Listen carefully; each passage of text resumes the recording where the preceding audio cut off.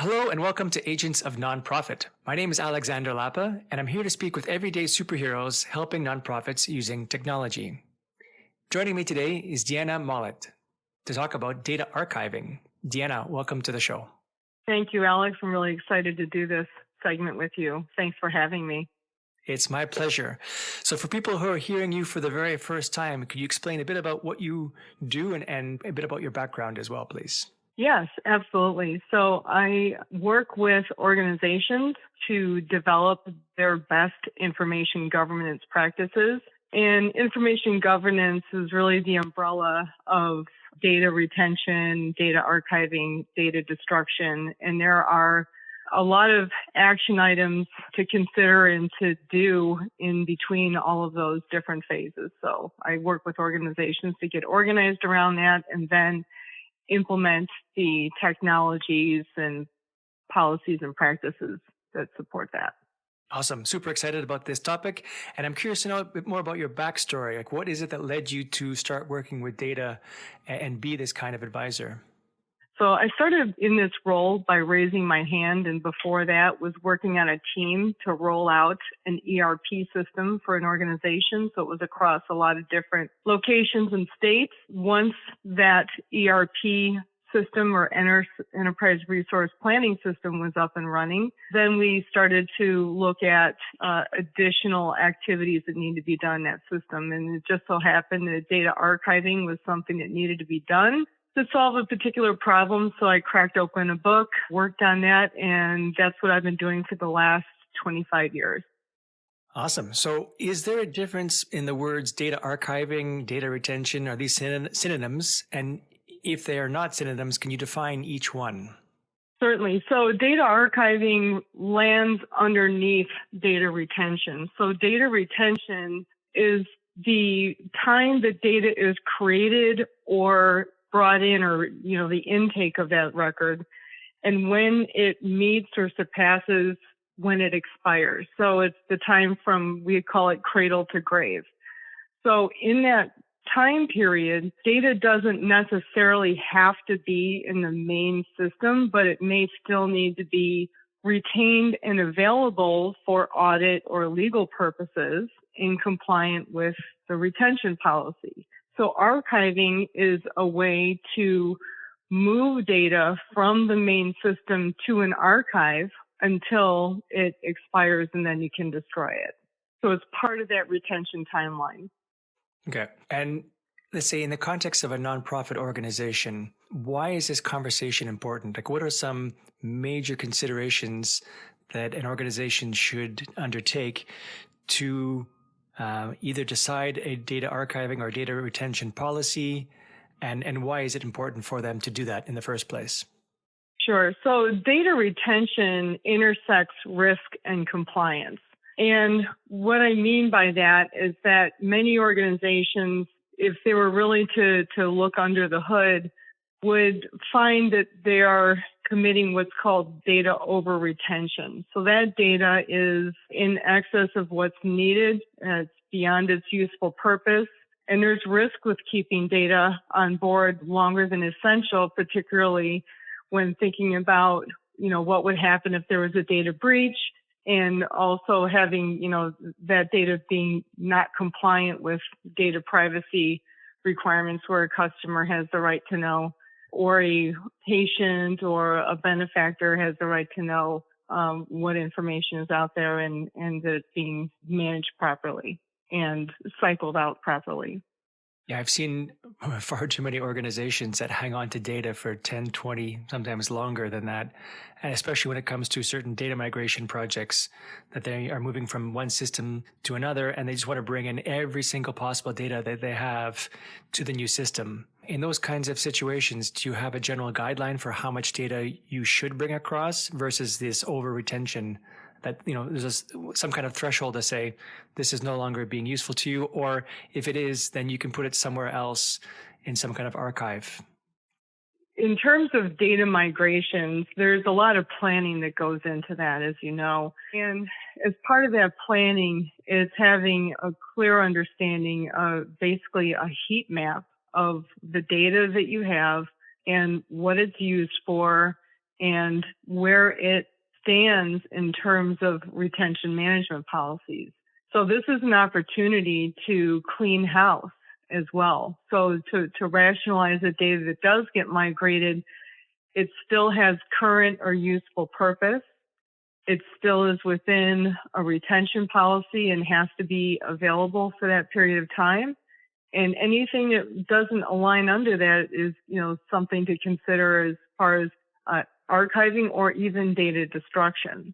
So the other thing to consider is, and I do absolutely observe data hoarding right across organizations where, what if we need to know this in 10 years, or what if we need to know these trends? But, information and processes and everything is ever evolving. So at some point in time, that data is no longer useful and really serves very little value. The future thought is what is going to be our debt associated with having this data? Because that data, big data is a lovely idea and it's very useful. But the thing is that what is the cost associated with retaining that? If an organization is migrating to a hosted cloud, you're basically paying for that space. You're paying for that.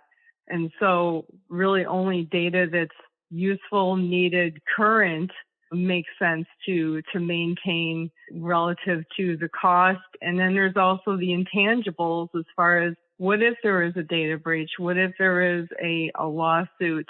And having that data available, what does that mean?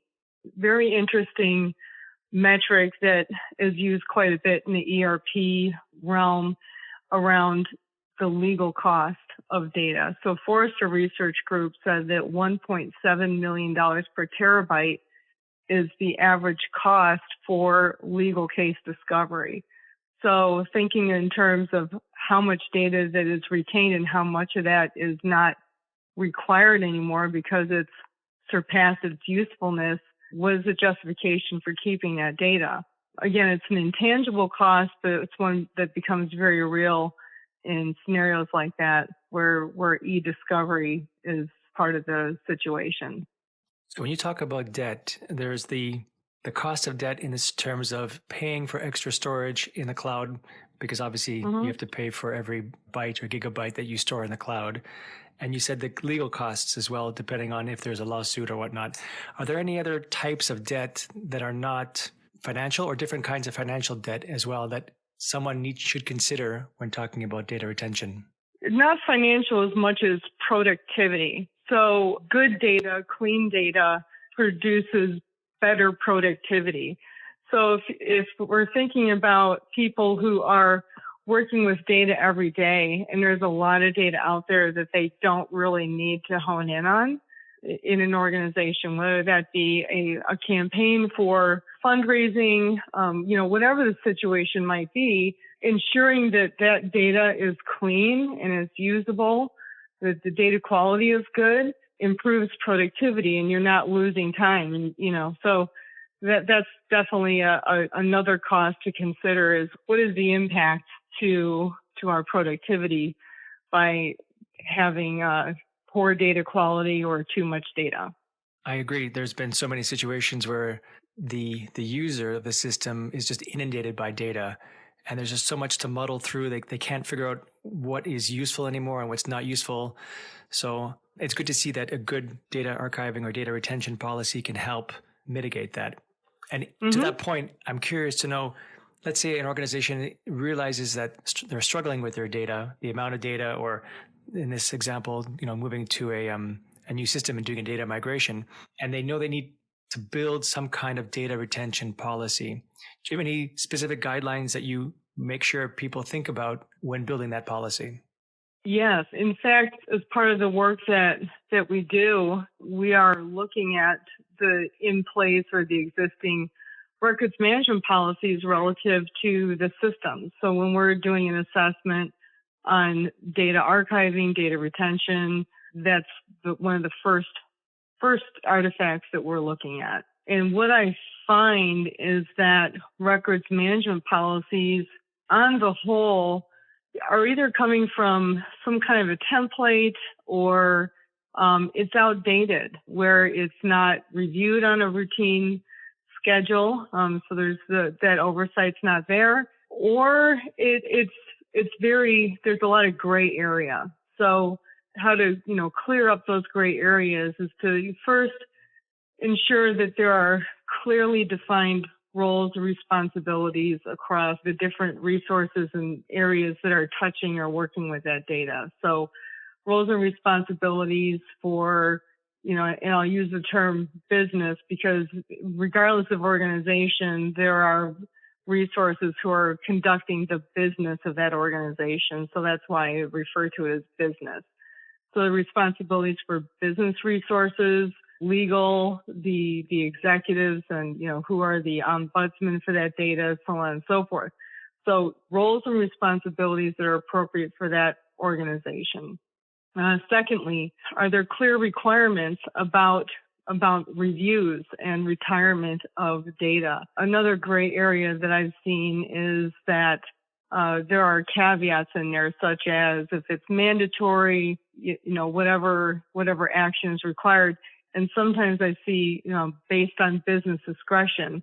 Well, that creates actually an endless loop where, referring back to the data hoarding, where you engage in discussions around data archiving, the business wants to keep that data for perpetuity. And so that loophole in the policy that destruction is on business discretion, you can see where that goes, right? So having very clear requirements in terms of review and retirement or destruction of data. Providing a single version of the truth. There are a lot of records that organizations are maintaining. And so having very clear-cut definitions for the data that's being maintained and managed within those systems, and it's representative of the system. So often when I'm reviewing a records management policy, it reads like paper. Well, a lot of organizations don't have stacks and stacks of filing cabinets anymore. Everything is in a system. So ensuring and having a reality check that the records management policy is well aligned to the information in its current form, and having that updated. And then, of course, compliance guidelines, legal hold guidelines. So what to do if there's a legal hold, and that may actually be its own procedure. And then having clear record type classifications and the functional areas that own that. So is it the finance team versus the marketing team, that type of thing. So having those ownership areas well aligned. And then finally, a schedule. So the schedule is very clear. This data has to be destroyed after 7 years or, whatever that timeline might be. The single source of truth is the one that struck out to me the most out of everything you mentioned, because I guess I can imagine if you're having multiple archives, multiple different ways of backing up, and we'll get to the different versions later. If you're doing it right, hopefully there's at least a timestamp of some kind, so you know the order and the sequence of what came first. But if you don't, or those waters could be quickly muddled if you don't, any policies or best practices on making sure that we know, or the organization knows, which is the most recent version versus the version before that, and which one is the current version, kind of thing. Is that an issue that happens to organizations, or is it just my imagination that could be a potential problem that could cause a lot of confusion? Well, in terms of backups, IT members responsible for the backups have their processes in place to cycle out backups. So, for example, there may be a practice where a backup is maintained for a month, but there are backups that are taken periodically, and that may be every so many minutes. It could be every hour. It could be every day. Again, what's appropriate for how data is generated and managed within that organization. So on the IT networking side of the house, that's well managed and cataloged. But if we're looking at data in systems that the business and other roles in the organization are working with, every system is timestamping date and timestamping data. So that in itself, you can see from an age standpoint, when that data was created. then there's also other data that may change over time, right? So the data that gets changed, there's a time and date stamp for when it was last changed. There's some core data that we call master data. So that is, for example, a person's name and their address and their phone number, and that may change over time. You don't create a new record for that person just because something about their profile changes. You just update that profile. So in that in itself is almost a single version of the truth. There's other things we could get into in terms of organizations that have a lot of different products or offerings or, services, and maybe those kind of records get duplicated. Then you start having the challenges around single version of the truth. But, that's where data stewardship comes into play and having good practices for how data is entered and managed and updated. So I get all that, and I caught onto the word IT team or data management team. And what would be your recommendations for a smaller organization, maybe one that doesn't have a full IT staff available to do this kind of stuff? Like, is there typically, imagine a small organization that's 10 people or less or 20 people or fewer. Is there any kind of, do you normally just recommend having one person becoming the data specialist, like the way that you became back in the day? Or is it something you recommend people outsource to say, if you are not able to handle this, better just to hire a consultant or a firm to help you with this data retention?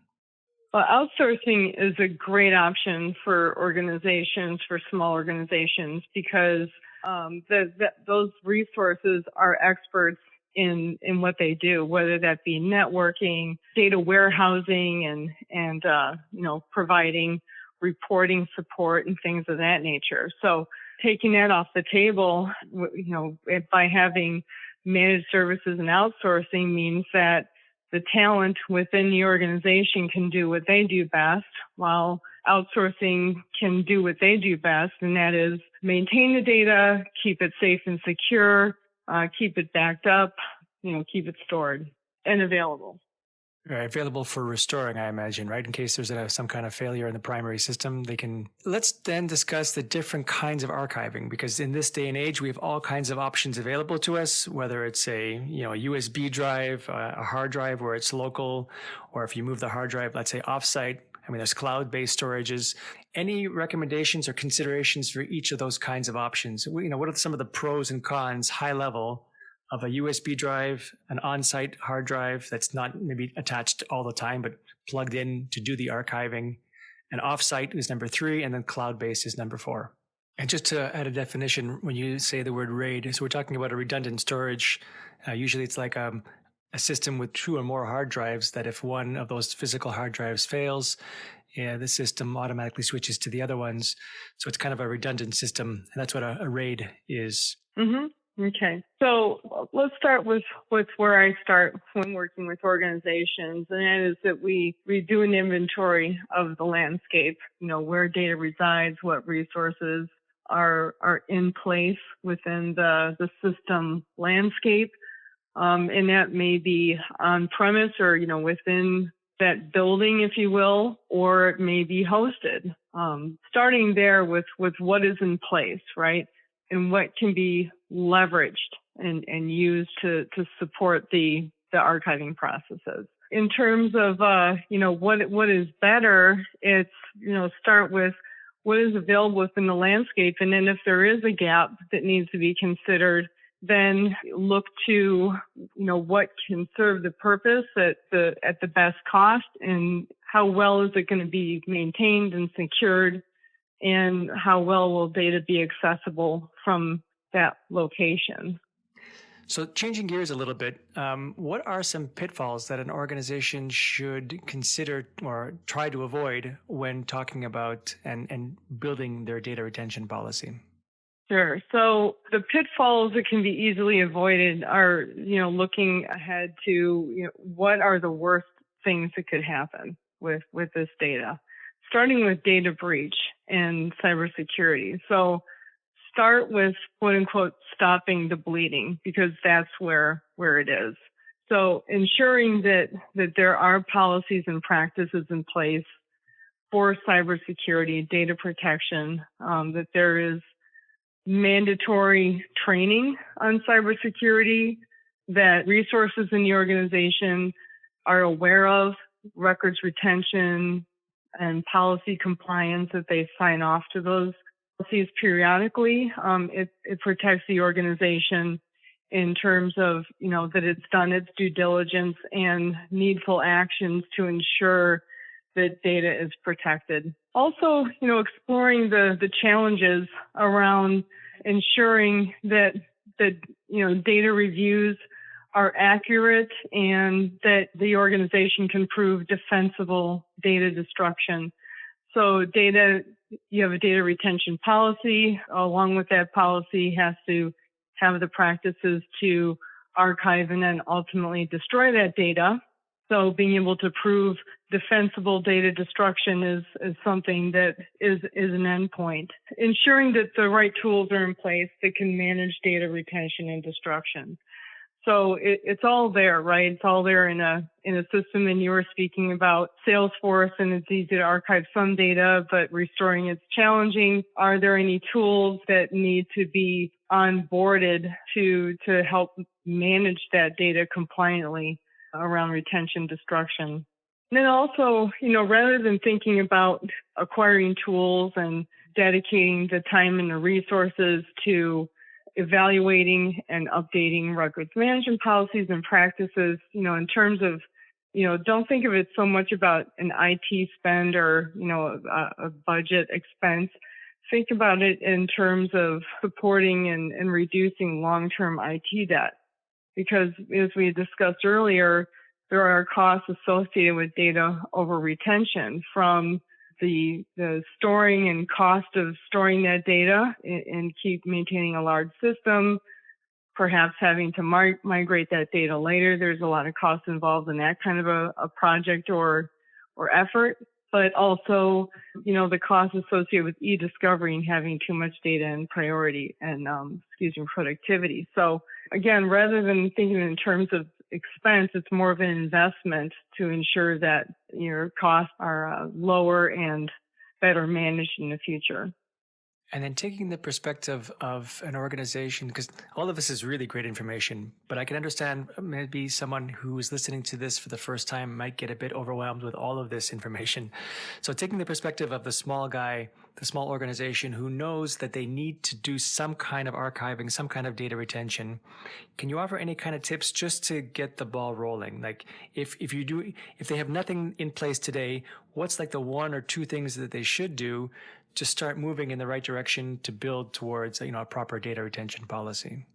Start with assessing if there is a data retention policy.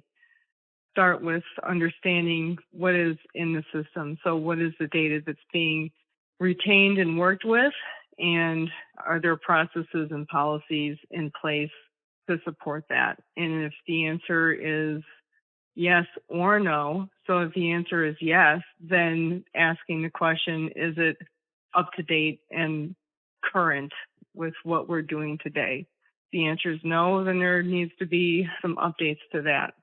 So I would start first with, the data owner. So, who is the data owner, right? That's the role that's ultimately responsible for keeping data secure, not necessarily the role that's responsible for working with the data, but the one where if there is any kind of risk or any kind of an issue, ultimately it lands on that desk. So start there and ensure that those roles and responsibilities are clearly defined and understood. The mindset is shifted from data owner to data custodian. What's the difference? Well, the difference is that instead of thinking about being a data owner, companies have to be data custodians, and the custodian is a protector. So protecting the information and only using it with the best interest in mind of whoever that data is regarding, whether that be a customer, a donor, or a benefactor.